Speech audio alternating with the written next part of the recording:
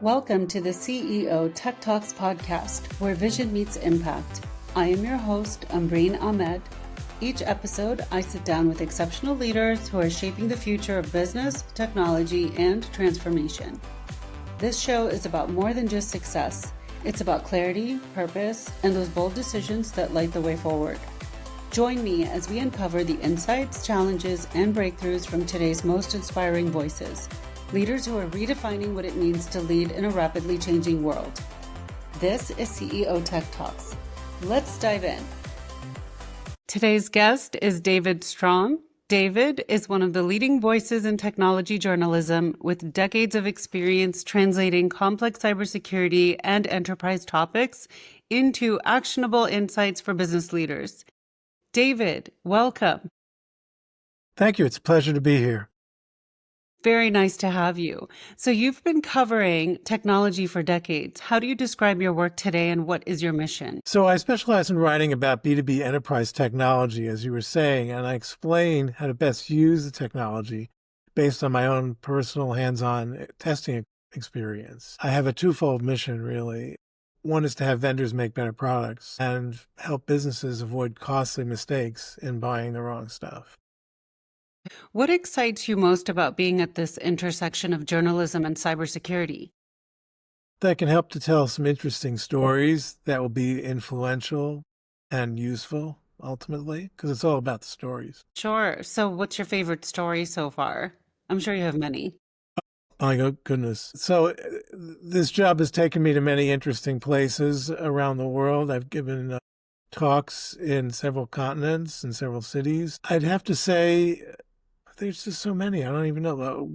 Going to Freddie Mae, the mortgage lender, Disneyland, looking at some of the IT stuff behind Disneyland. Some just turning off somebody's mainframe. They had their last mainframe, and I was present to actually flip the switch off, and they went to a local area network, and that was way back when this was, very unusual. A lot of companies were continuing to invest in mainframes. So some interesting stories.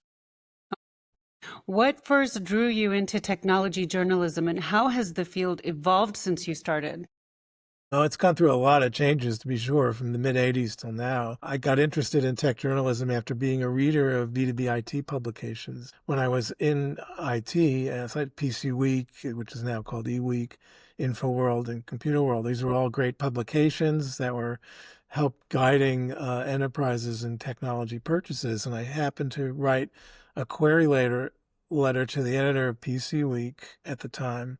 I wasn't really thinking that they would hire me or really care about what I had to say. I was just some little guy in IT doing things. And before I knew it, I was going on a set of interviews and flying to Vegas, or actually, no, driving to Vegas because I was living in LA at the time, and going to a trade show and meeting the editors and ultimately getting a job there. To answer the second part of your question, though, in terms of how has it evolved? Used to be back in the 80s and 90s, there was a very successful print publishing model where publishers could charge tens of thousands of dollars for ads that they ran in the magazines, to where it is now, which is barely hanging on in the online world. Publications had dozens or more of editors working on staff. Now we just have one-person publications with a bunch of freelancers or AI, God forbid. Freelancers, used to be able to charge more for their expertise to nowadays where AI just makes a slop that's generated for pennies, for hard to even read. So you've worn hats as editor, analyst, and consultant. Which role has been the most impactful to you? I would say the editor role, and I was editor-in-chief as the head editor for several publications, such as Network Computing magazine in 1990. I had to hire the entire editorial staff, the production staff, choose the voice, the appearance, the overall structure of publication. It's really creating something from nothing. And Network Computing, I'm very proud to say, is still available, but it's online, of course. And it can be very rewarding having this role because when readers respond to your stories and tell how they change their tech purchases or usage decisions based on something that you've written. You mentioned AI. AI disrupting this industry. How do you see AI transforming security operations, and where is it mostly hype? AI is still an either or and operating at very extremes. It can be very useful, but only with some very careful human implementation. It could also be very dangerous in a security sinkhole when left to its own devices. Enterprise digital infrastructure is really changing to adapt to AI and new software as a service technologies. And this places a real heavy burden on AI being used by IT staffs and others to learn it and to deploy it properly. One of my colleagues recently wrote, "We can't map out a fixed future because AI keeps evolving." And I think that's very poignant, and the pace of this evolution is staggering, even for career tech nerds like myself. So you've written about phishing and awareness training. Do you think enterprises are improving, or are attackers just getting smarter? I think both are actually happening, and it's tough to really say who's getting ahead of whom, because I think it's not a close race right now. The improvements on the tools are lagging way behind the clever ways that AI can be deployed in attacks. And a recent report from the Cloud Security Alliance listed more than 75 new AI-based attack methods. I mean, that is a lot of different methods that people can penetrate networks. And training defenders on all these things will take some significant effort. And if you'd like, I can include a link to the report in the show notes for you, that report. I would love that. I mean, the more Okay. we share with our audience, the better, right? Yeah, it's kind of a depressing report because there's so many ways. We're talking about things that didn't even exist a few years ago. Can you highlight a couple? Well, like prompt injection, for example, crafting your prompt to the AI bot in such a way that it will create malware for you. You know, a lot of the AI tools have guardrails that supposedly prevent that from happening, but there are ways around it. Why it keeps me in business. You know, if all this stuff worked as was intended, I'd be out of a job years ago. So, well, to my next question, what major shifts are you seeing in the cybersecurity market for now? Well, every vendor has to make sure that they have an AI related story to tell. And most of these stories don't really measure up. They're just putting a very thin veneer or lipstick on a pig, however you want to characterize it. The market is just very, very noisy right now. There's startups, acquisitions, new product features galore. Again, I thrive on this confusion and this chaos. I help to sort it all out and give some meaningful advice to my readers. So, is that how this shift has impacted your business or growth strategy? Or Yeah, I mean, I always try to look beyond the hype and provide practical business impact, a particular tool. I mean, that's my stock and trade.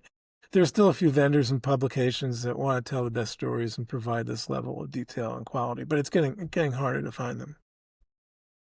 so, what's working well for you right now, and what's been frustrating within your own business? Well, I have a solid brand and a body of work, as you know, that very appealing and has lasted decades and something that I'm very proud of. But what's been frustrating is the amount of AI slop that's out there that conveys very little or misleading information, deliberately misleading information, and that's pretty depressing. So trying to steer people away from that. Which metrics are you most focused on improving within your company? The utility of a piece of content is really very hard to measure because there's so many factors that contribute to its relevancy and to its sense of factual information. Readers usually know it when they read it, whether it's useful or just gibberish. And so that's the thing, you know, when I finish a piece, I step back and I look at it in my reader's point of view and try to satisfy that criteria. Where do you want to be 6 to 12 months from now? On a beach somewhere. I don't know. No, seriously, I want to continue to write really amazing and interesting and useful stories. There's plenty to tell. Of course, especially in this evolving landscape. If you could solve one major challenge today for your business, what would that be?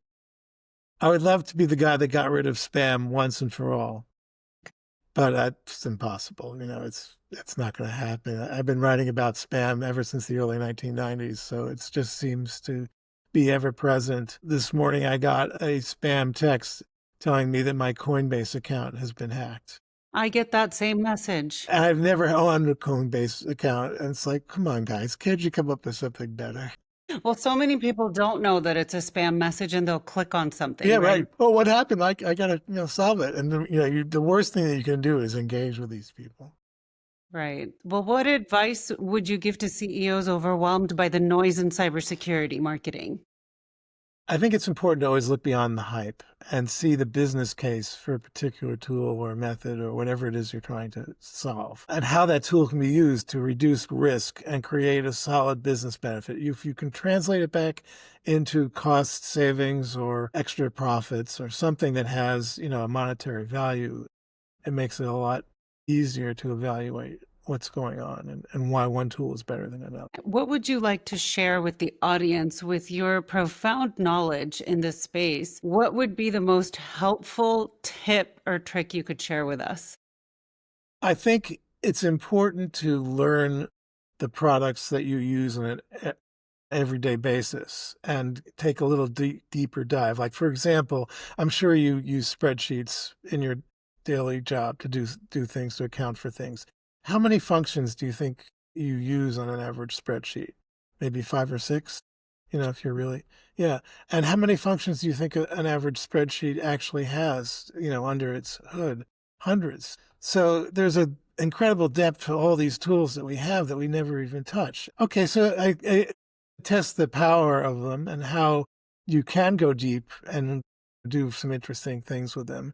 Not that you are asked to, do some linear programming on a spreadsheet, probably don't even know what that is, and nor should you. But there are very specialized mathematical expressions that these tools can use, and that's just one product from Microsoft. There's hundreds. Sure, definitely.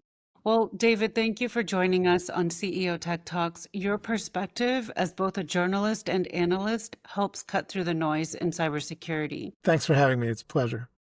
Absolutely. And to learn more about David's work, visit strom.com. It's strom.com. Thank you for joining. Thank you for joining CEO Tech Talks. I hope today's conversation sparked new insights and inspiration for your own leadership journey. Until next time, stay inspired, stay visionary, and keep leading with light. Brought to you by Neura AI Consulting.